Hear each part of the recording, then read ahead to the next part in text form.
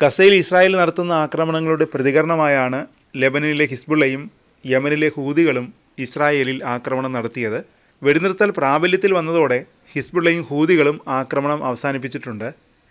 ലെബനനിലും വെടിനിർത്തൽ പ്രഖ്യാപിച്ചിരിക്കുകയാണ് ഇസ്രായേൽ. ഇരുപക്ഷവും അംഗീകരിച്ച വെടിനിർത്തൽ കരാറിൻ്റെ നിബന്ധന പ്രകാരം രാജ്യത്തിൻ്റെ തെക്ക് ഭാഗത്തു നിന്ന് ഇസ്രായേൽ സേന പിൻവാങ്ങണമെന്ന് ആവശ്യപ്പെട്ടിരിക്കുകയാണ് ഹിസ്ബുള്ള. നവംബറിലാണ് ഇസ്രായേലും ഇറാൻ്റെ പിന്തുണയുള്ള സായുധ ഗ്രൂപ്പായ ഹിസ്ബുള്ളയും വെടിനിർത്തൽ കരാർ അംഗീകരിച്ചത്. ഫ്രാൻസിൻ്റെയും US-ൻ്റെയും മധ്യസ്ഥതയിലായിരുന്നു വെടിനിർത്തൽ ചർച്ചകൾ. ഇതോടെ 1 വർഷം നീണ്ട സംഘർഷങ്ങൾക്കാണ് വിരാമമായത്. 60 ദിവസത്തേക്കായിരുന്നു വെടിനിർത്തൽ കാലാവധി കഴിഞ്ഞ തിങ്കളാഴ്ച അവസാനിച്ചിരുന്നു. കരാർ പ്രകാരം ഇസ്രായേൽ സൈന്യത്തെ ലെബനനിൽ നിന്ന് പിൻവലിക്കണമായിരുന്നു. തെക്കൻ ലെബനനിൽ നിന്ന് സേനയെ ഹിസ്ബുള്ളയും പിൻവലിക്കണമെന്നായിരുന്നു കരാറിലെ വ്യവസ്ഥ. കരാർ പ്രകാരം ലെബനൻ്റെ തെക്കൻ മേഖലയിൽ നിന്ന് ഹിസ്ബുള്ള പിൻവാങ്ങി. പകരം ലെബനൻ സൈന്യത്തെയും യൂണിഫിലിനെയും വിന്യസിച്ചു. എന്നാൽ കരാർ തുടരണമെന്ന് ആഗ്രഹിക്കുന്നതായി ഇസ്രായേൽ വക്താവ് അറിയിച്ചു.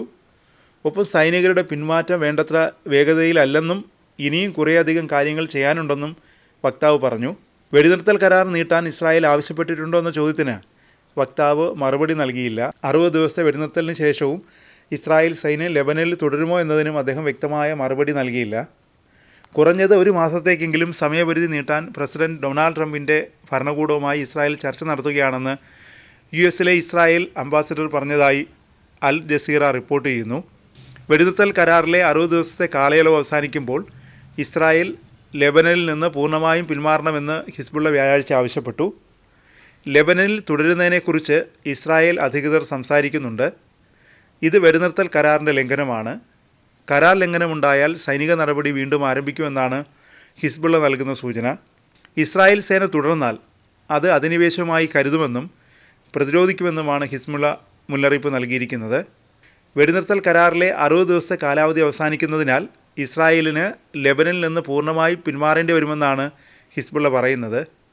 കരാർ ലംഘനം അംഗീകരിക്കില്ലെന്നും സായുധ ഗ്രൂപ്പ് മുന്നറിയിപ്പ് നൽകി. ഇസ്രായേൽ സൈന്യത്തെ പൂർണ്ണമായി പിൻവലിക്കേണ്ടതുണ്ടെന്നാണ് ഫ്രഞ്ച് പ്രസിഡന്റ് ഇമ്മാനുവൽ മാക്രോൺ ഈ മാസം ആദ്യം ബെയ്റൂത്തിൽ ലെബനൻ പ്രസിഡന്റ് ജോസഫ് ഔനുമായി ആശയവിനിമയം നടത്തിയ ശേഷം വ്യക്തമാക്കിയത്. കൃത്യസമയത്ത് ഇസ്രായേൽ പിന്മാറിയില്ലെങ്കിൽ ലെബനൻ സൈന്യത്തിൻ്റെ വിന്യാസത്തെ ബാധിക്കുമെന്നും ലെബനൻ സർക്കാർ മധ്യസ്ഥ രാജ്യങ്ങളെ അറിയിച്ചിട്ടുണ്ട്. ഗസയിൽ വെടിനിർത്തൽ കരാർ പ്രാബല്യത്തിൽ വന്നതിന് പിന്നാലെ ഇസ്രായേൽ പ്രധാനമന്ത്രി ബെഞ്ചമിൻ നെതന്യാഹുവിനെതിരെ രാജ്യത്തിനകത്തും പുറത്തും വലിയ പ്രതിഷേധമാണ് ഉയരുന്നത്. ഗസയിൽ 450 ദിവസം നീണ്ടുനിന്ന യുദ്ധത്തിന് താൽക്കാലിക ശമനമായി. ഗസ വെടിനിർത്തൽ പ്രാബല്യത്തിൽ വന്നതോടെ കടുത്ത സമ്മർദ്ദങ്ങളാണ് രാജ്യത്തെ വലതുപക്ഷ സഖ്യകക്ഷികളിൽ നിന്നും നെതന്യാഹു നേരിടേണ്ടി വരുന്നത്. എന്നാൽ വെടിനിർത്തൽ ലംഘിച്ചാൽ കടുത്ത പ്രത്യാഘാതങ്ങളാകും ഇസ്രായേൽ നേരിടേണ്ടി വരുന്നതെന്ന് ഇറാനും യമനും പോലുള്ള രാജ്യങ്ങൾ മുന്നറിയിപ്പ് നൽകുന്നു. ഗസയിലെ ആക്രമണങ്ങൾ താൽക്കാലികമായി നിർത്തിയതിൻ്റെ പേരിൽ മന്ത്രിസഭയിലെ ബെൻഗിർ, സ്ട്രോമിച്ച് എന്നിവരുൾപ്പെടെയുള്ള മന്ത്രിമാരിൽ നിന്നും കടുത്ത പ്രതിരോധമാണ് നെതന്യാഹു നേരിടുന്നത്. വെടിനിർത്തൽ കരാർ വളരെ ഗുരുതരമായ തെറ്റാണെന്നും അങ്ങനെ ചെയ്താൽ ഇസ്രായേൽ ഹമാസിന് കീഴടങ്ങിയെന്നും ഗസ മുനമ്പ് കൈവശപ്പെടുത്തണമെന്നും പറഞ്ഞുകൊണ്ടാണ് സ്ട്രോമിച്ച് നെതന്യാഹു ഭരണകൂടത്തെ അട്ടിമറിക്കുമെന്ന് ഭീഷണിപ്പെടുത്തിയത്.